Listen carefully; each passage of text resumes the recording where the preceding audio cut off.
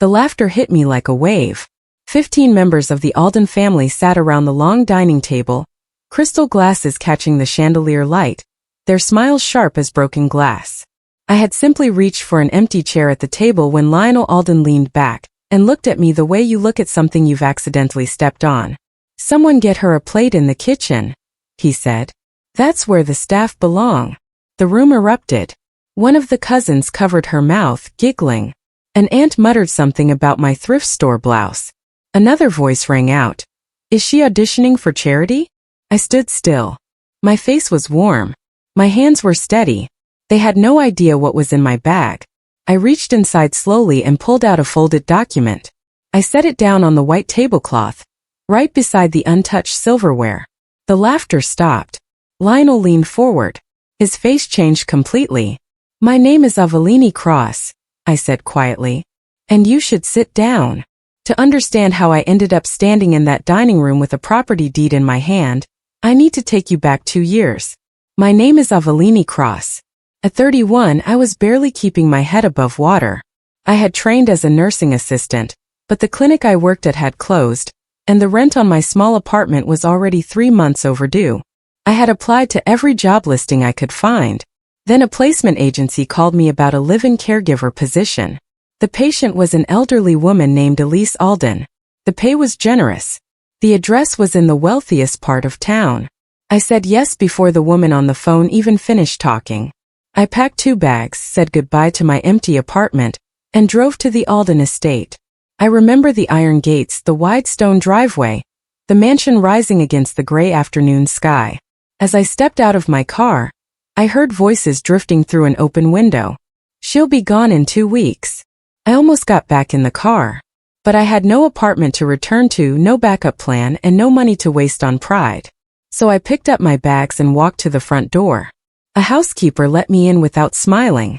The inside of the Alden mansion was beautiful in a cold, museum-like way. Everything was polished and perfectly still, like no one actually lived there. Then I heard a voice from the top of the staircase. "You must be Avellini." Elise Alden was small, wrapped in a cream cardigan, her white hair pinned neatly back. But her eyes were alert and warm in a way that surprised me completely. As the housekeeper left the room, Elise leaned slightly toward me and spoke in a low, steady voice. "I want to warn you about something on your very first day," she said. "My family will hate you simply because you work." I didn't know what to say to that. She gave me a small, knowing smile and tilted her head. "And because I already like you." The Aldens came for their monthly family dinner 3 days after I arrived. There were 15 of them in total, Lionel and his wife, 2 younger sons, several cousins, and a handful of in-laws who carried themselves like they owned not just the mansion but the very air inside it.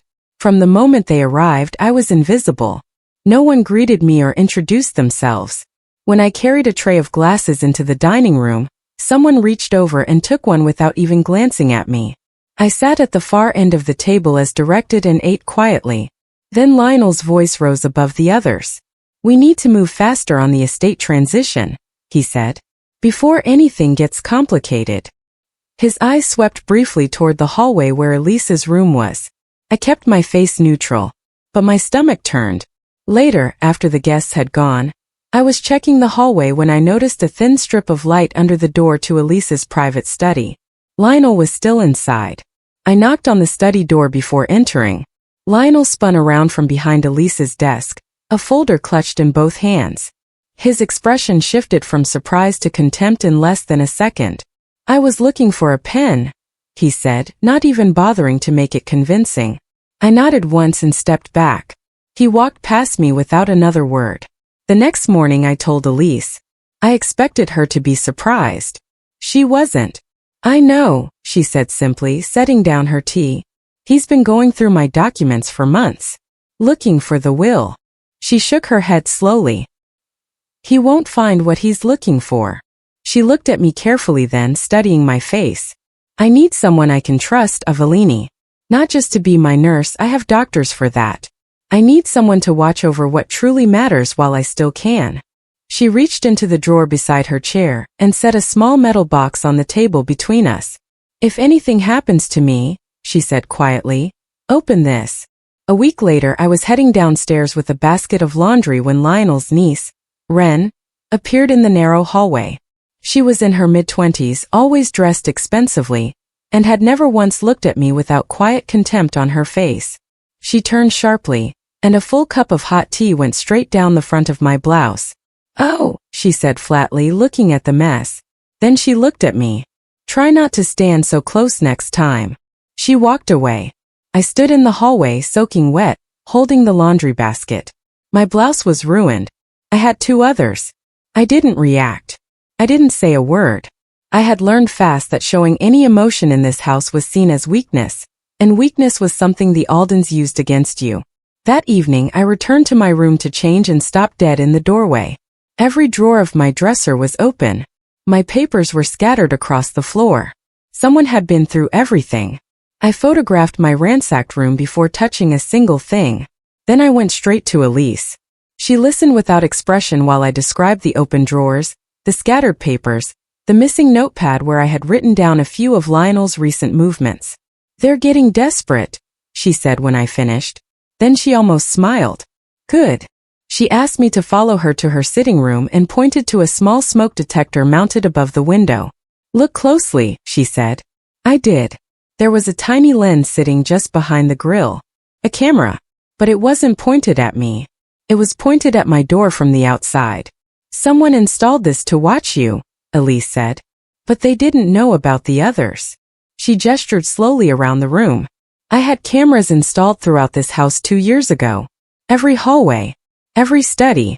The dining room." She folded her hands calmly in her lap. "My family believes they have been watching me.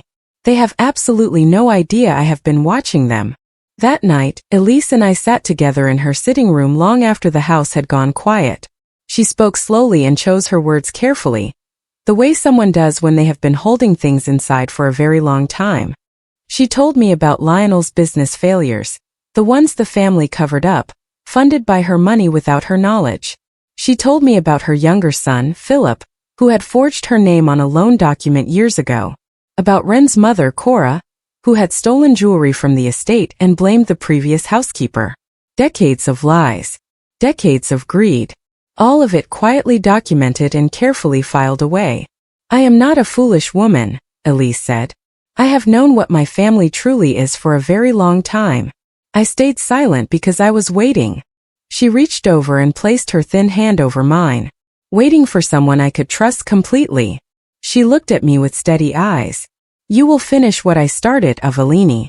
I need you to promise me that."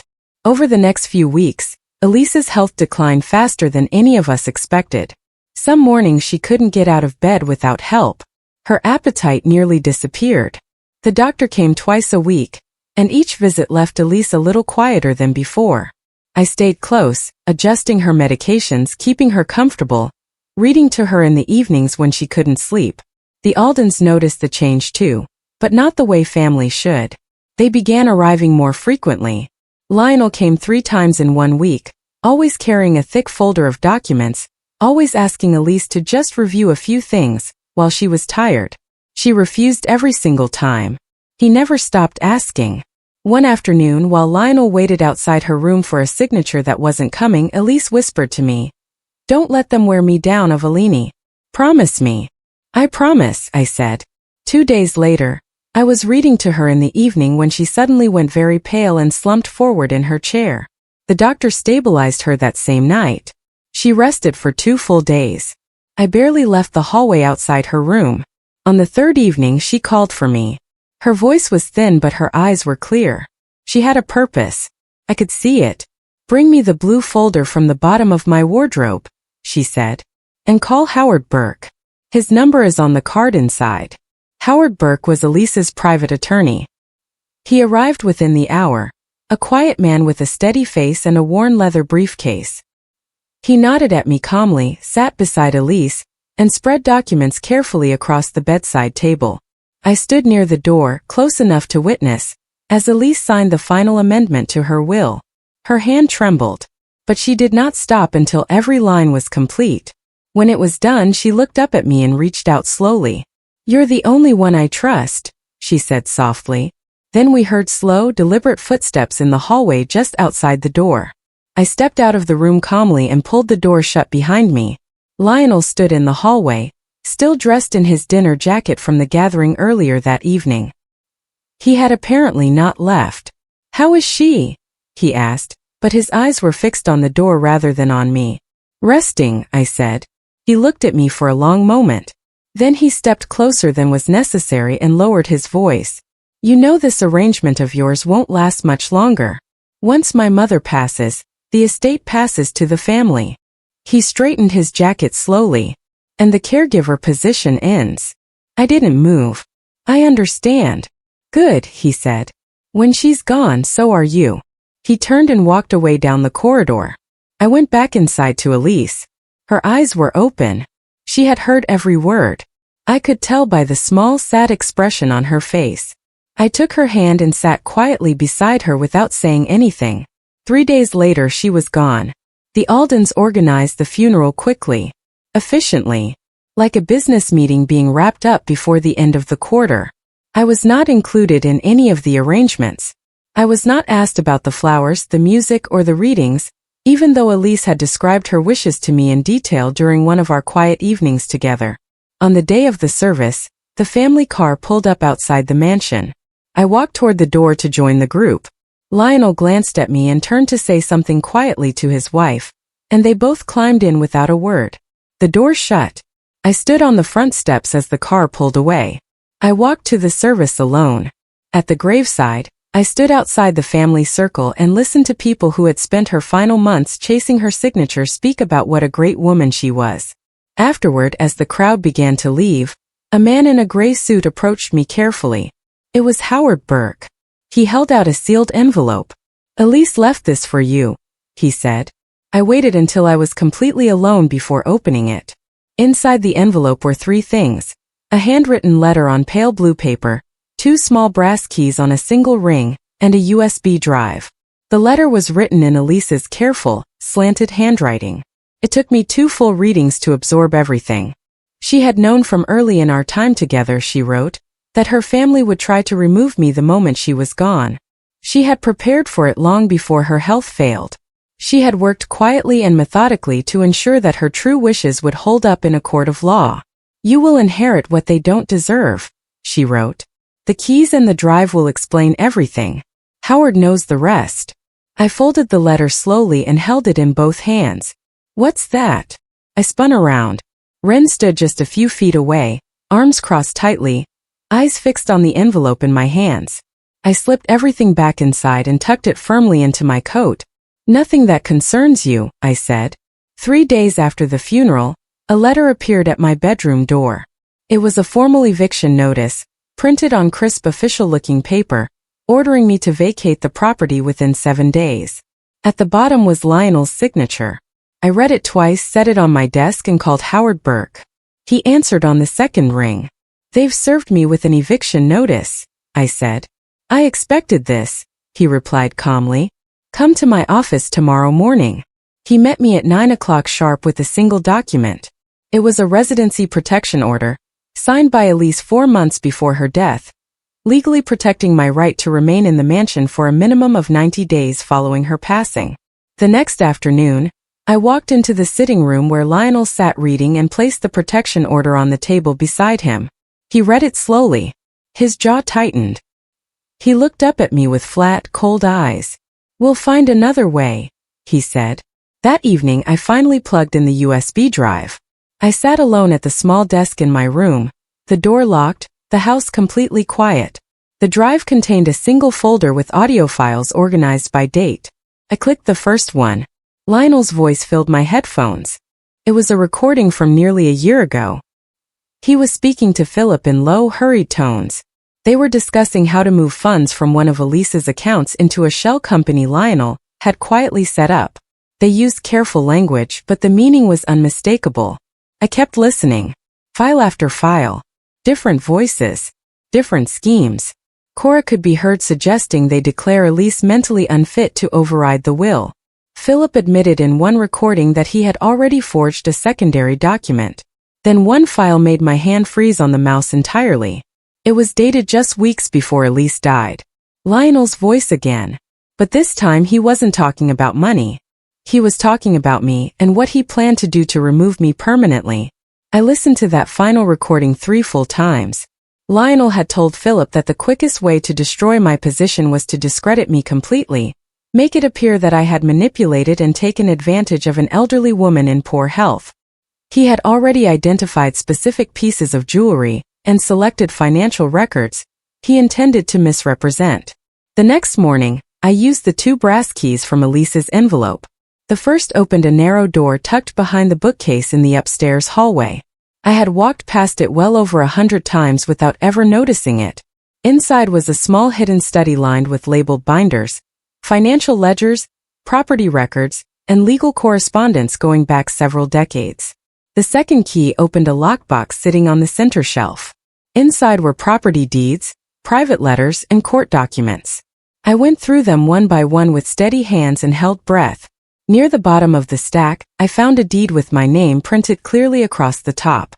But near the signature line, something critical appeared to be missing. The deed listed the Alden mansion as the transferred property and my name as the legal new owner, signed by Elise and witnessed by Howard Burke. But there was a blank space where the county notary stamp should have been. I photographed every document and locked the hidden room carefully behind me. That same afternoon, I heard movement in the main study downstairs. The door sat slightly open. I stopped in the hallway and looked through the narrow gap. Lionel stood at Elise's writing desk with a pen in his hand, leaning carefully over a document. His face was tight with concentration. I recognized the paper. A property transfer document, different from the one I held, but bearing Elise's printed name at the top. He was slowly, deliberately copying her signature. I raised my phone and pressed record. A floorboard shifted slightly under my weight. He looked up sharply. "What are you doing?" he snapped. "I was going to ask you the exact same thing," I said quietly. He straightened up and looked directly at me, unflinching. Nobody is going to believe a caregiver. The next morning I drove to Howard Burke's office. I placed my phone on his desk and pressed play. He listened without interrupting. His expression stayed controlled, but his posture stiffened noticeably toward the end of the recording. Then I spread the photographs of the hidden study across his desk, the financial ledgers, the private letters, and the deed bearing my name. He was quiet for a moment. Then he opened his briefcase and laid a thick folder on the desk beside my photographs. "The amendment Elise signed the night you witnessed it is fully legal and completely binding," he said. "The mansion belongs to you." He set a separate page to one side. However, Elise's specific instructions were that the notarized deed be presented formally, at the next family gathering. He slid the deed toward me. The final stamp was already there, just below the section I had panicked over during my first examination. He folded his hands on the desk. She wanted her family present when they learned the truth. He looked at me carefully across the table. "They will not take this well at all." I had 1 week before the Aldens' next scheduled family dinner. I spent those days organizing everything, the USB recordings sorted by name, the financial documents cross-referenced with bank statements Howard had obtained through legal channels, and Clara's nursing records filed neatly alongside them. I made 2 complete copies of everything. One set I left with Howard. The other I locked inside a fireproof case I bought and kept under my bed. I was as prepared as I had ever been for anything in my entire life. And yet, the night before the dinner I could not sleep. I drove to the cemetery just before sunrise. The grass was damp and the sky was a pale gray. I stood at Elise's grave in the quiet and spoke out loud for the first time since the funeral. "I'm ready," I told her. "I won't let them win." I drove back as the sun came up slowly behind the trees. When I arrived at the mansion, a folded piece of paper had been slipped under my door. No name, no signature, just 4 words in block letters. "Don't show up tonight." I set the note aside and went to make coffee. Hiding was exactly what they needed me to do. I wasn't going to give them that. But that afternoon brought something I hadn't prepared for. Howard called to warn me. A story had been posted online, first on a local community page, then picked up by a gossip site. It claimed that Avellini Cross, the Alden family's live-in caregiver, had stolen jewelry from the estate and had been emotionally cruel toward elderly Mrs. Alden during her final months of life.